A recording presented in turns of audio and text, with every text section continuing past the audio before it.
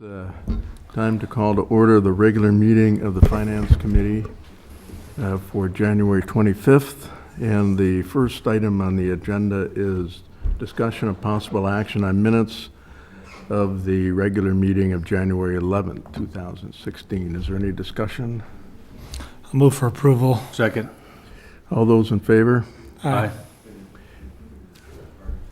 I just also should indicate that I'm retaining my right to vote as District 3 alderperson. The next item is discussion of possible action on claims. I'll move to approve. Second. All those in favor? Aye. Motion carries. Next item is discussion of possible action on operators' licenses.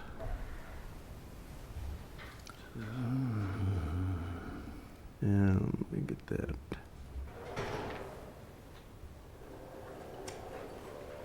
We have application for operator's license, let's see. Well, there's no details. Do you see the details? It's on the bottom. Oh, okay.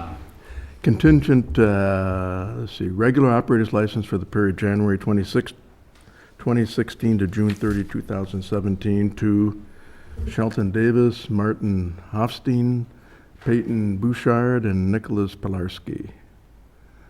Is there a motion? I'll move to approve. I'll second for it. All those in favor? Aye. Motion carries. Next is discussion of possible action on agent change for Spirit Cellar Limited. And it's to approve the request for an agent change to John Cromer at Spirit Cellar, DBA Spirit Cellars, for the license year ended June 30th, 2016, contingent on payment of any outstanding debt owed to the city and surrender of the current liquor license. Any discussion? Move for approval. I'll second that. All those in favor? Aye. Motion carries. Next is discussion of possible action on application for retail Class B fermented malt beverage and reserve retail Class B liquor license from Sapporo, Inc. Is there any discussion? How many of these licenses are left, Leanne? Right now, there is 4. After this approval would be 3. Okay. Move for approval. Yeah, I'll second that. All those in favor? They Note on there that also, they had the extension request. Okay, so make Yep. sure. Oh, that's right. They had the You You extension want to take that request. separate or contingent? no, you should, do it together, I think, so. But let's just go through it again. Okay. And here's the, consider approving the Class B fermented malt beverage and a reserve Class B liquor license for Sapporo, Inc., DBA Sapporo, contingent on successful building and fire inspections, receipt of a copy of the Wisconsin seller's permit, payment of any outstanding debt owed to the city, and approval for an extension to the timely startup ordinance requirement until May of 2016. Do we need to deal with any of those separately, or that can be one motion? No, I think you can do it all together. I'll move, excuse me, I'll move to approve the Class B fermented malt beverage and Class B liquor license for Sapporo and approve the extension until May of 2016. Is there a second? Yeah, I'll second that. All those in favor? Aye. Motion carries. Next is discussion and possible action on bids received for the purchase of a truck body crane for the wastewater department's Ford F-550. Good evening.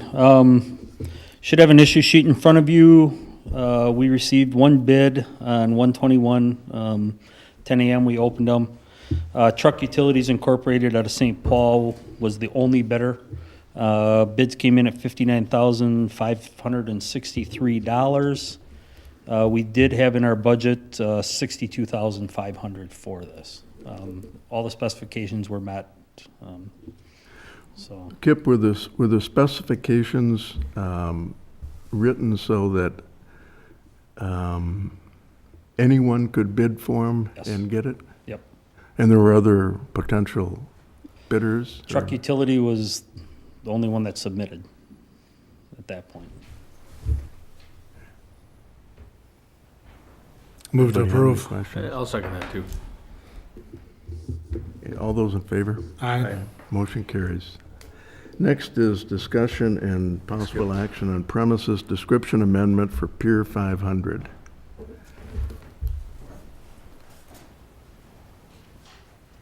If you have any questions, Leanne. No, I guess I'll move for approval. Andy's done a great job at, Well, let's just, here's what it is. It's, the owner has filed a request to amend the alcohol premises description so that an event, a one-time event can be held in the parking lot on February 13th of 2016, contingent on approval by the building inspector, fire inspector, and police chief. Is there anybody here to speak on that issue? I'm going to move to approve on, and upon, contingent upon the building inspector and fire. Yeah, I'll second that. All those in favor? Aye. Motion carries. Next is discussion and possible action on requests from Tyrell and Jennifer Gaffer to acquire park property between 236 Cooley Road and 202 Cooley Road.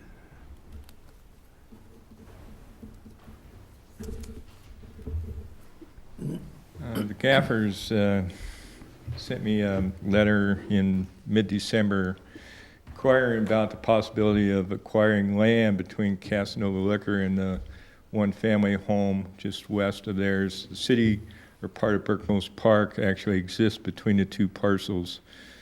The Gaffers requested the possibility of obtaining that land between the single-family home and Casanova Liquor. That went to the park board. Park board does not have an issue with potentially disposing of the property. We do have a local ordinance that does require a Class 2 public hearing, or public hearing preceded by a Class 2 notice, which means it's advertised in the paper twice, and then 10 days after the second hearing notice, you have a public hearing. Under that situation, you could have a public hearing as early as February, I believe it's the second meeting in February 22nd. If you want to proceed, I guess other questions would be is how much of that area do you want to dispose if, again, you would agree to dispose of it? Do we want to survey? Perhaps if the Gaffers have already surveyed part of that property, maybe we can utilize some information that they would have. Also, where you just want to deed the property, do you want an appraisal? Do you want the city staff to try to determine what the city may request if you want to pursue in disposing the property? Those are some of the questions. But I think tonight, primarily, if you do want to at least start the procedure and then set up the public hearing, which could be set up as soon as February 22nd. Catherine? It also has to be referred to the Plan Commission for Okay. its recommendation. We'll have a couple meetings before then too, so. Would there be any reason the city wouldn't want those items done? Well, I mean, an appraisal on the property, I'm not sure what we're going to get, Tom, in regards to that. We know what the assessed value of the residential property to the west has been. It's about $4.33 a square foot, at least. It's approximately what if you want, I mean, I can certainly contact an appraisal company and see what the charges might be for them to do an appraisal. Is that important for this issue? In my opinion, the property between isn't very utilized by the city of Hudson for park purposes because it's flat just off of Cooley Road and goes straight up. The thing that I would avoid doing from the city perspective, if you do want to dispose the property, is only dispose the land that's down on the bottom and not the bluff area, so the property owners can't get in and excavate that bluff area out, just for reasons that some of those soils aren't always suitable for excavation and don't always have a strong stability factor. So that'd be something you want to consider. I'm not really sure, at least in my opinion, an appraisal is really necessary. But I want to bring it up as one of the possible considerations, just so it's not overlooked. Was the Your recommendation about the bluff area part of the motion that was approved by the committee? Well, I wasn't at the park board meeting. I think it's just perceived that the area that's being considered is on the bottom and not part of the bluff area. Isn't there a trail? Tom can I'm correct sorry. me if I'm, Isn't there a trail that people access? Do they go up behind Dairy Queen and walk up that way, or isn't there some footpath that? There, I can speak to that. There is Okay. a path, I think that's closer to the Dairy Queen. At the meeting, I believe the gaffers were considering the land from the street right-of-way, the road right-of-way, to the back lot line that they currently have. I don't know, we measured it roughly. It was- that pretty much fits into the area that would fall at the toe of the slope, as I'm suggesting you can give consideration to. Is it their intent, or have they, looking at purchasing the other property, the Rose House? They already have. Okay. Something, that maybe Tom and I can sit down with the gaffers rather than doing an appraisal, sit down, discuss with them what a potential purchase price might be if you give us some latitude on negotiating. Certainly, we won't commit the city.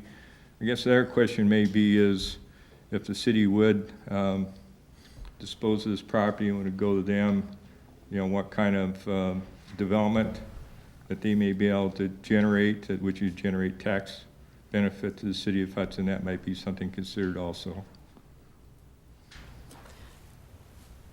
So what are we looking here for tonight? Well, I think what we're requesting is setting up a public hearing on February 22nd, and that'd be published in the newspaper, Class 2 notice.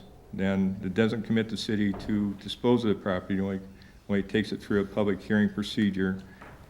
Possibly that night, if Tom and I get an opportunity to visit with the gaffers, maybe could go into closed session also, talk about any negotiations or any costs relative to disposal of the property.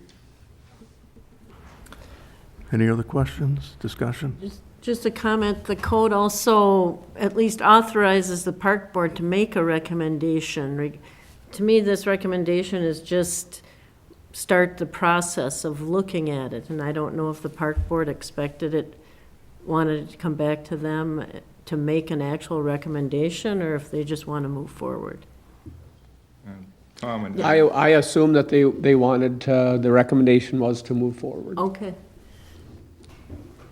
I guess if there's no functional use for the city at this time, I'm in favor of starting the process contingent on, and also allowing you to negotiate the possible value of it. So I would move to approve the first public reading for February 22nd. Is that what you're looking? Public hearing. Public hearing on February 22nd. Is there a second? Yeah, I'll second that. All those in favor? Aye. Aye. Motion carries. Thank you. Thanks, Danny. Next is discussion and possible action on 2016 boat mooring fee and policy. The park board reviewed the 2016 boat mooring policy and fee. The overall recommendation was to continue with the $560 annual fee and no changes to the policy. I'll move for approval. Second. All those in favor? Aye. Motion carries. Next is discussion and possible action on 2016 park user fees. Again, the park board met on January 12th and recommended no changes for the 2016 fees for reserving park pavilions, band shells, fields, and light usage. And what are the fees? I think that's printed in your Oh, is it packet. in here? It's separated into Burton Field, Grandview Park, Lakefront Yes. Park, Band Shell, pavilions at Prospect Park, White Camp Park. I'll move for approval. Yeah, I'll second that.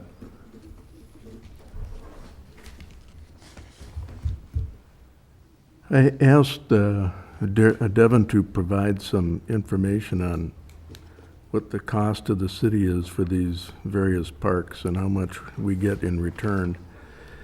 And what he provided to me was that the general park maintenance budget is approximately 210,000, and Lakefront Park was 38,000, Grandview Park was 44,600. Are we considering what we're having to pay to maintain these parks as part of the usage fee? Maybe to a point, and then overall, I think it's the general public use. There's the user fees are specific for people that use the fields, people who want to reserve the pavilions. Otherwise, the general city public can use these parks as they wish. That money would, the budget, operating budget would go for the general operation of these different parks. So my understanding is that the total park user fees collected last year was short of $20,000. Yeah, it was 19,738 is what and of that, 6,000 was for Grandview for the softball. Men's softball league, for the lights and for the field rental. When's the last time the fees were adjusted? I can't recall if it 2 years was, ago, didn't we adjust the fees? It wasn't that long ago. We did No, Lori and Mary were here, I know. So maybe it was 3 years, no, it was 2 years ago. two. And then 3 years ago also. And I know we've had discussions about the concessions agreement, so. Well, we'll get to that later, but, I guess it's a lot of money we're paying for these parks, and a lot, I don't know what a percentage of the users are from out of town, what, 1/4 to? Well, 1/3? only on the reservations, about, 25% of the reservations are from people out of town. Now, who uses the parks, otherwise there'd be no way to know that, really. this would be for maintaining all the walkways, the, mowing, trimming of the trees, cleaning of the restrooms, just general operation also. Yep. I just want people to understand how much it's costing us to maintain these parks and how little we get back in user fees. That's all. But if we charge the user fees to balance the budget, if you will, no one would rent. That'd be too big a fee. Well, I understand. The taxes that we pay are part of our fees, so, I mean, it's a share. I see what you're saying, Tom, but I think the notion of parks is that it's a public space that people get to play in and use to enjoy on a regular basis, so we all pay for our property tax that goes back into parks and other things, so I guess I don't really think user fees are designed to break even or be a profit center for using the park. I never. No, I know you didn't say that. I didn't say that out loud. Let me finish. Yep. Let me finish. I never suggested that was the case. I just wanted everybody to be aware of what the costs are involved in these parks, because it's their taxes that are paying for it. So, is there a motion? I did. There was motions. I moved to approve. All those in favor? Aye. Aye. Aye. Motion carries. Next is discussion and possible action on Grandview Park concession agreement. Moving along with the park board received a request from the Hudson Softball Association to renew the Grandview Park concession agreement for 2016. As stated previous, we have negotiated with the group for a percentage of the concession sales, and currently it's at 6%. And the park board approved keeping the 6% percentage the same for the concession sales. Do you know what the amount collected in 2015 for the city's portion of the concession fees was? $545. $545. And the field usage fees that were received by the city were approximately $6,000, and the electricity for Grandview Park was almost $19,000. Very expensive. And why aren't we looking at the softball league to pay more of what they're using? Because a lot of those are from out of town. We've discussed, every year, seems like we have this discussion in the parks to increase, and the response is that their softball teams are declining, and actually, last year, we stayed within our budget. I think we were, $1,500 below our operating budget with the lighting, but I agree with you totally. It's a large amount of money for the lighting. Part of that lighting, though, is for use of the Booster Football League in the fall. They have lights that are part of that system that is included. It's the parking lot lights, not only, the field lights, but it's a few other things. What are they doing with the rest of the concession money that they received? I would assume they're funding their league, or Well, it looks to me like, I think the city of Hudson taxpayers are funding their league. And I'm not, if anybody wants to make a motion, they can, or if you want to have any other further discussion, but I'm not in favor of renewing this. I'll make a motion. We talked about this last year. It's kind of the same thing about the other parks. One of the things other cities have that we don't have, for example, is a park and recreation department. They help fund and subsidize other leagues. If they don't get to play here, we went through a fairly lengthy discussion about it last time around. I don't remember all the exact details, but the bottom line is that these are the if they're not going to use it, then the parks are just going to sit there, and it's a community asset for us to have and use. And I guess maybe we're saving money because we don't have a park and rec department and we don't have a public pool and things like that, but I do believe the softball league and the concession thing is, as I voted on it last year to approve it, was a good thing. So I guess I'm gonna make the motion to renew the agreement for the Grandview Park concession. And I will second, because I know that the organization has worked hard to work with us in presenting their budgets and numbers, and like you said, they were within their, budget. 1,500, you said? it was close. Yeah. And that's a long ways from where it was. And if I recall, we had an increase last year. So the adult softball per day would be $30 per game. And then if they have the lights at night, it would be $46 for the lights. The boosters we raised up last year to be equal to the softball people, so that they were a little less, and we said that we felt that it would be fair that we kept the field charges consistent. If there's a tournament, all-day tournament, it's $105 per field. So like I said, we've had this discussion for increases. I think we did increase them last year, but does it cover all the expenses? No.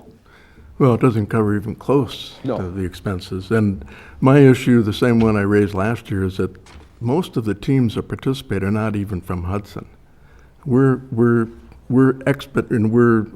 taxpayers are allowing non-residents to use the fields for a very small amount of money. So you've made your motion. All those in favor? Aye. Aye. All those opposed? Aye, 2-1. Motion carries. Discussion and possible action on 2016 boat launch fees. We did discuss the boat launch fees, and just for general information, the boat launch fees are based on the daily fees that are charged for state park daily passes. We went through this back in 2012. We went through the application and approval for the rates back in 2012 through the DNR. After discussing or receiving some information that the Wisconsin State Parks had increased their daily fee to $8, we can increase our boat launch fee from $7 to $8, and then the non-resident fee can be 150% of that, so that'd be $12. So it is the recommendation of the park board to increase the daily fee from $7 to $8. And the vehicles, out-of-state non-resident license plates would be from $10.50 to $11. Any, I'm sorry, $10.50 to $12, excuse me. I did check a few pricing around the local area. Beanie's boat launch on weekends is $15 on a weekend. Boats greater than 20 feet are $20. Afton Marina, less than 24 feet on Monday through Friday are 16. Greater than 25 feet are $22. That's Monday through Friday. On a weekend, boats less than 24 feet are $24. And boats greater than 25 are $32. So I think we're a lot cheaper than the local marinas, and I feel that the small increase would help us maintain the docks a little better, and some of the help with attendance. The boat launch was very busy last year. Actually, I think we brought in about $45,000 due to the water was at a kind of a reasonable level this last summer. any further discussion? Or any discussion?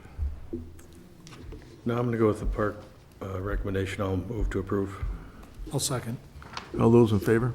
Aye. Motion carries. Next is discussion of possible action on secondhand jewelry license for Richard Jewelers. Just a renewal. Is there a motion? Yeah, I'll move to approve. Second. All those in favor? Aye. Motion carries. Items for future agendas. Randy? No, I don't have any either. Move to adjourn. Second. All those in favor? Aye. Motion carries.